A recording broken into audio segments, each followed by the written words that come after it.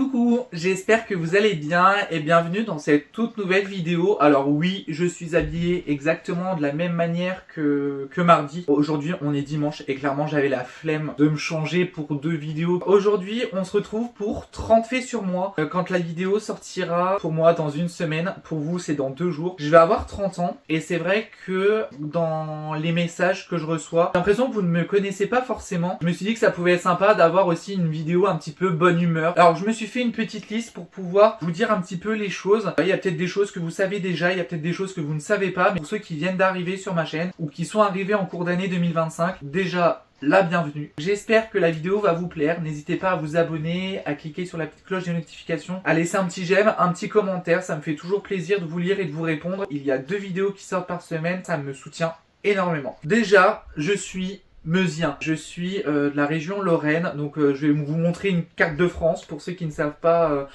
où ça se trouve. Et je suis très fier d'être meusien. En Lorraine, on a la Mirabelle. Moi, je suis originaire de Bar-le-Duc, donc c'est la préfecture de la Meuse. Là, aujourd'hui, j'habite près de Verdun. Vous connaissez, je pense, toutes et tous Verdun à travers les livres d'histoire. Ensuite, je vais vous dire ensuite 30 fois dans la vidéo, hein, faudra savoir. 29 fois pour être précis. Je suis quelqu'un de très solitaire. J'aime énormément la solitude. J'ai besoin de la solitude. J'aime prendre du temps, vraiment d'être dans ma bulle, de faire ce que j'ai envie. Alors c'est sûr que j'aime bien de temps en temps, voilà, d'être avec la personne que j'aime, d'être avec mes amis, ma famille, etc. Mais je suis pas tout le temps collé à quelqu'un H24. J'ai vraiment du mal. Ensuite, je suis quelqu'un de très perfectionniste, trop perfectionniste. J'ai envie que tout soit parfait. Ça me porte défaut. Souvent, la perfection n'existe pas. Je le sais très bien. Je pense que j'idéalise beaucoup de choses. Je veux que telle chose se passe comme ça et que ce soit comme ça dans le résultat final. Mais la vie, c'est pas ça. Ça ne marche pas comme ça. Faut que je travaille aussi sur ça. Je suis quelqu'un de très maladroit. Il arrive quelque chose, ça me tombe dessus. Et je suis pas trop chanceux. Je vais vous donner des exemples. Je casse souvent des verres, des tasses, ce genre de choses-là. Je me prends des portes, des murs. Je loupe des marches dans les escaliers. Je suis même maladroit dans ce que je dis. Parfois, je réfléchis pas forcément à ce que je dis. Je suis totalement transparent, hein, et puis moi, j'ai pas de filtre, hein. Des fois, il y a des petites maladresses. Des fois, je me dis, j'aurais peut-être dû me taire. Ensuite, ça, c'est peut-être quelque chose que vous avez peut-être pas forcément remarqué, mais je suis quelqu'un qui est très introverti. Je suis quelqu'un qui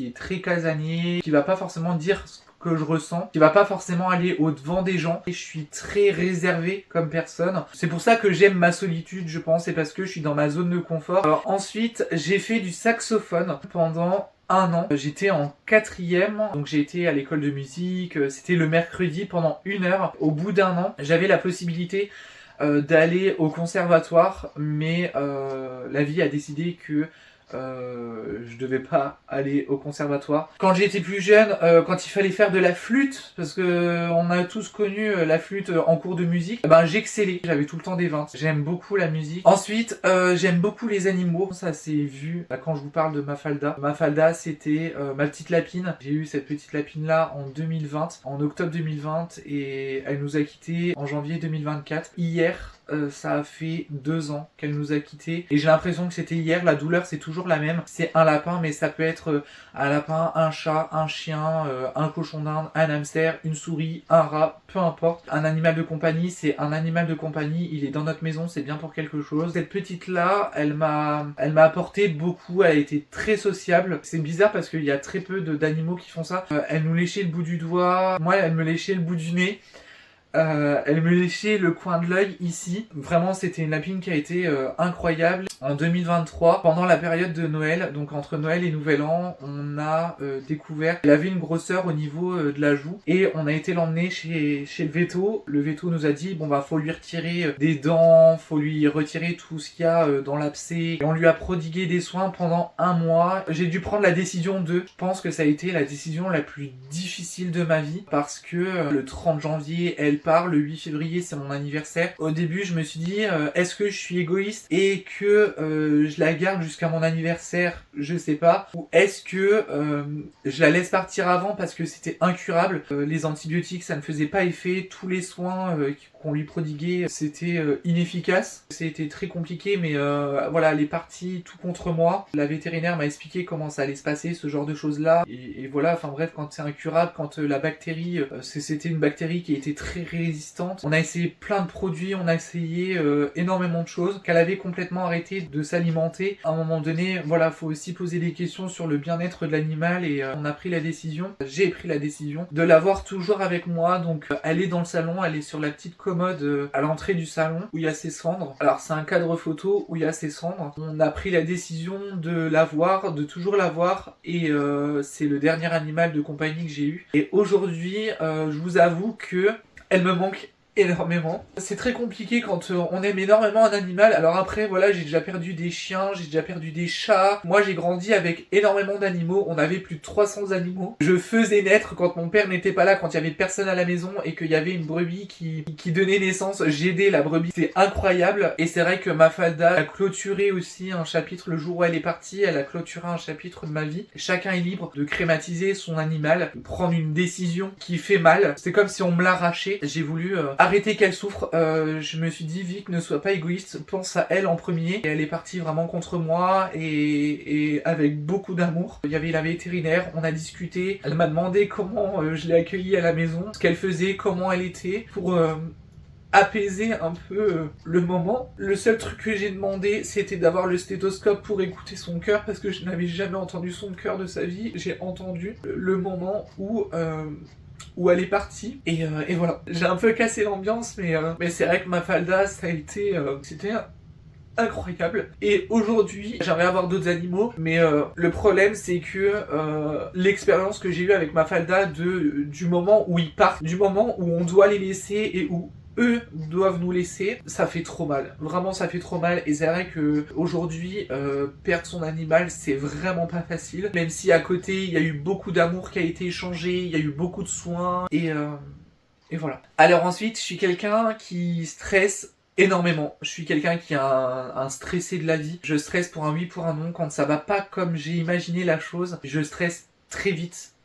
Pour un rien, souvent. Ensuite, je voulais être prof. J'ai toujours voulu être prof. J'avais un peu la flemme de faire des études et j'avais pas du tout envie de faire d'études. Bac plus 5, c'est pas pour moi. J'aurais tellement voulu avoir une petite classe de CP, leur apprendre à écrire, apprendre à lire. Puis voilà, je me suis dit bah pourquoi pas. J'ai préféré directement travailler. Je préfère vivre à la campagne parce qu'il y a le calme. Et ça, le calme, c'est vraiment quelque chose que je recherche au plus profond de mon cœur quand je suis chez moi. Je rêve d'aller en Espagne. C'est un rêve que j'ai toujours pas réalisé, mais j'aimerais bien aller en Espagne en voiture, faire plus de 1000 bornes. J'aimerais bien loger chez l'habitant. Je parle quand même assez bien espagnol, donc je me dis pourquoi pas aller une petite semaine voilà chez l'habitant, découvrir les coutumes, ce genre de choses là. J'aimerais réellement réaliser ce rêve là, ça peut être hyper cool de faire tout ça du pays, donc passer par exemple le Massif Central ou les Cévennes ou peu importe et puis voilà faire un petit détour, puis faire un petit tour de France, ça peut être pas mal en même temps. Par exemple quand j'y vais faire l'Est et puis au moment où je repars faire l'Ouest et puis repartir vers l'Est. J'aimerais vraiment faire ce petit tour de France mais en passant par la case Espagne. Après il y a l'Italie que j'aimerais bien aller, en Grèce, les pays baltes, j'aimerais bien aller aussi tout ce qui est Finlande, Norvège et tout ça mais ça coûte la peau du cul de ce que j'ai cru comprendre. Je ne sors pas de la maison sans parfum. Je déteste sortir sans parfum et sans me coiffer, je sais pas pourquoi. Et même pour faire les courses. Encore être habillé genre en jogging ou peu importe, je m'en fous. Ensuite, je suis un couche-tard. Après, je pense que ça, vous l'avez compris. Il y a des moments où je fais des nuits blanches. Il y a des moments où je me couche aux alentours de 2h du matin, 3h du matin. Même si je travaille le lendemain, j'ai du mal à me coucher tôt. Si je me couchais tard, j'allais faire ma nuit d'une traite. J'ai remarqué que quand je me couchais tôt, je me réveillais à minuit. Puis après, bah, vas-y pour se rendormir. J'aime pas du tout les grasses matinées. J'ai horreur de ça. Le plus tard que je me lève, c'est 9h. Ensuite, c'est quelque chose qui, je sais pas si c'est un défaut ou si c'est une qualité, mais je fais trop confiance aux gens. Dès que je commence à bien parler avec quelqu'un, je commence à faire trop confiance. Pour moi, je trouve que c'est un défaut. Ensuite, j'ai failli mourir du Covid en vacances en République Dominicaine. J'ai chopé le Covid en République Dominicaine. Donc, je suis parti à l'hôpital. Clairement, voilà, j'avais une très basse tension, le corps qui désaturait, qui décompensait, qui me lâchait complètement. La même année, j'avais perdu mon meilleur ami et ma grand-mère et la personne qui m'accompagnait, je lui disais dans l'ambulance que cette personne-là pouvait dire que j'aimais énormément ma famille, que tout allait bien, que je les aimais très fort. Donc forcément pleurer à chaudes larmes et tout, moi non, j'étais en paix mais vraiment avec moi-même. J'étais vraiment entre deux mondes et aujourd'hui ça m'a permis de ne pas avoir peur de la mort. C'est dingue comme une expérience comme celle-ci peut nous apprendre sur nous. Aujourd'hui, s'il devait m'arriver quelque chose, je n'ai pas peur de mourir. S'il doit m'arriver quelque chose, c'est la vie, c'est comme ça et j'en ai pas peur. Alors en plus, j'essaye de traduire en espagnol ce que j'ai envie de dire et clairement c'était très compliqué. Et je suis arrivé dans un hôpital. On avait l'impression que c'était une clinique vétérinaire. Sur la porte, il y avait et c'était marqué en espagnol interdiction de rentrer avec. Quand on y repense, on se dit mais c'était vraiment une clinique vétérinaire. On m'a fait la prise de sang pour savoir si je n'avais pas la dengue. On m'a laissé repartir avec une basse tension parce que là-bas c'est surpeuplé, vraiment les hôpitaux. Ça n'a pas été des vacances de tout repos. Sachant qu'en plus de ça, on avait souscrit à une assurance pour tout ce qui était frais médicaux. Ils se sont trompés, donc les ambulanciers se sont trompés d'hôpital. Donc j'ai été à Punta Cana au lieu de la Romana. J'ai fait 70 km. L'ambulance a été escortée par la police. Donc il y avait 3 motos de police. Enfin bref. Donc j'ai été à Punta Cana et ensuite j'étais à la Romana. Les 2 premiers taxis, quand on devait faire le transfert entre les 2 hôpitaux, les 2 se sont perdus. C'est comme ça. Ensuite, je pense beaucoup plus aux autres qu'à moi. Je suis quelqu'un de très attentionné. Je suis quelqu'un qui aime beaucoup aider. Je pense beaucoup plus à faire les choses pour les autres qu'à faire pour moi. Il y a eu des moments dans ma vie où je me suis complètement oublié. Par exemple, dans ma précédente relation, je suis quelqu'un qui veut toujours aider les autres. Je pense qu'à un moment donné, il faut aussi être un petit peu égoïste. Il faut penser à soi avant de penser aux autres parce que si on ne se sent pas forcément bien dans nos baskets, comment on peut aider les autres? Je pense qu'il faut déjà penser à soi, il faut penser à son propre travail, apprendre à dire non. Si on n'a pas envie de sortir, et ben on ne sort pas, on ne va pas dire oui pour faire plaisir aux autres et c'est tout à fait ok. Ensuite, je suis têtu et ça va rejoindre le point numéro 19, c'est que je suis Verseau. Je sais pas si ça a un lien, les signes du zodiaque ou quoi que ce soit, j'en sais rien du tout, mais moi j'ai envie d'y croire. Ensuite, je suis quelqu'un de très impulsif, je fonctionne beaucoup avec impulsivité, où j'ai du mal à contrôler mes émotions. Par exemple, si je suis stressé, ça va se voir sur ma tronche. Si je suis en colère, ça va se voir sur ma tronche. Si je suis triste, ça va se voir sur ma tronche. Moi, ma tête, c'est un livre ouvert. Ça ne nous apporte pas que des bonnes choses. Et ça rejoint le point aussi suivant qui, je fonctionne énormément avec les émotions. Donc les émotions, c'est pour moi, c'est avoir des émotions, ça permet de se sentir vivant. Il faut, je trouve, vivre les émotions à 100%. Si on est triste, on est triste. Alors après, il faut pas non plus tomber dans l'excès parce que si c'est dans l'excès, voilà, il peut y avoir des troubles dépressifs, il peut y avoir ce genre de choses-là. Et là, à ce moment-là, il faut voir un professionnel de santé. Mais par exemple, le jour où on est en colère, on laisse exploser notre colère. Si on est triste, on est triste. Si on est contrarié, on est contrarié. Mieux vaut l'être sur le moment plutôt que d'enfuir les émotions et qu'un jour ça explose. Et du coup de fonctionner avec impulsivité. Je veux vraiment travailler aussi sur ça, comprendre les émotions et ensuite me dire ok, t'es en colère, t'es énervé, t'es ci, t'es ça. Mais ne plus fonctionner avec impulsivité. Je pense que ça peut être pas mal et arrêter d'enfuir aussi les émotions parce que j'enfuis beaucoup les émotions. Ma passion des plantes est arrivée vers 2019. J'ai toujours connu tout ce qui est jardin, ce genre de choses là, les fleurs et tout. Les plantes d'intérieur, ça a commencé par un cactus, voilà. Et ensuite j'ai commencé à acheter un ficus benjamina, une monstera, un pothos, et puis au fur et à mesure, c'est arrivé comme ça. Cette passion là, quand je me dis que ça va faire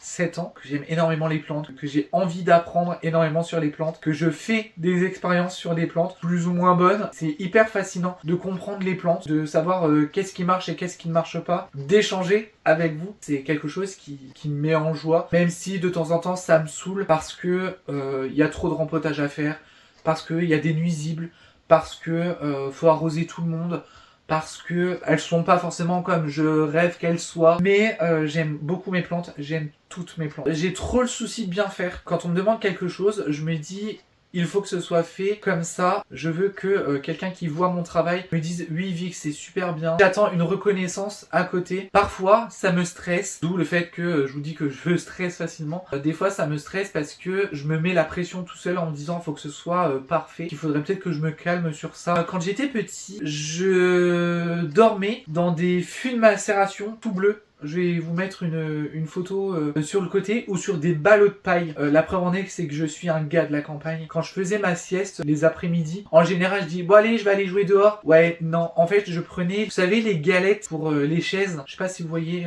les trucs de rembourrage là. Ou les galettes de transat. Je les prenais, ça me permettait de me faire des oreillers, de me faire un petit matelas dans le fût de macération ou sur un ballot de paille. Et je dormais comme ça pendant des heures. Et mes parents se demandaient souvent où c'est que j'étais. J'étais juste juste au-dessus d'un tas de bois. Des fois je le mettais au-dessus d'un tas de bois et je me faisais des petites cabanes toutes pourries avec des planches. Je me faisais des planches en pyramide et je dormais aussi dedans. J'adorais dormir dans ces petits coins là les après-midi. Bah par contre ça m'empêchait pas de dormir le soir. J'ai horreur des clowns. Je ne suis jamais allé dans un cirque parce qu'il y a des clowns. Je trouve que de 1 ils ne font pas rire. C'est glauque. Ça me met hyper mal à l'aise donc voilà. Ensuite j'aime énormément le fromage. Je ne sais absolument pas le budget mensuel du fromage. Je mange beaucoup. Je ne bois pas de lait. Peut-être que le fait que je mange beaucoup de fromage compense le calcium que je n'ai pas dans le lait. J'en mange à chaque repas. Quand je vais faire 2-3 courses, j'en rachète toujours. Ensuite, je déteste prendre des bains. Je suis team douche. J'aime pas du tout rester là à rien faire dans un bain. J'aime pas. Quand on est dans un bain, on ressort, on a la peau toute fripée. Au final, on est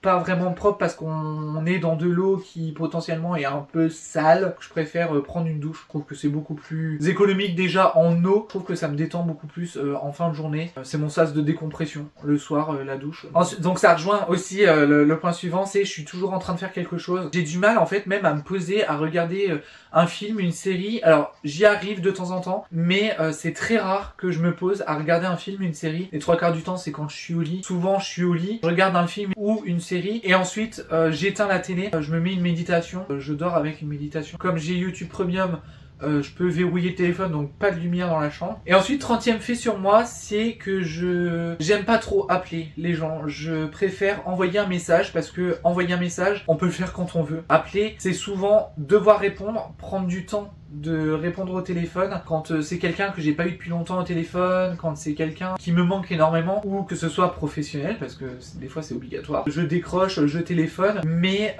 les 3/4 du temps j'écris par message. Je sais pas, parler au téléphone j'aime pas du tout. Mais bref, j'espère en tout cas que cette vidéo vous a plu. J'espère que ça vous a permis aussi un petit peu de savoir comment j'étais. Je suis pas non plus dans l'extrême, mais je voulais vous donner des petits faits qui pouvaient vous permettre un petit peu de savoir un peu comment j'étais, d'apprendre aussi à me connaître. En attendant la prochaine vidéo, je vous fais plein de gros bisous. Faites attention à vous, prenez soin de vous et je vous dis à mardi. Salut!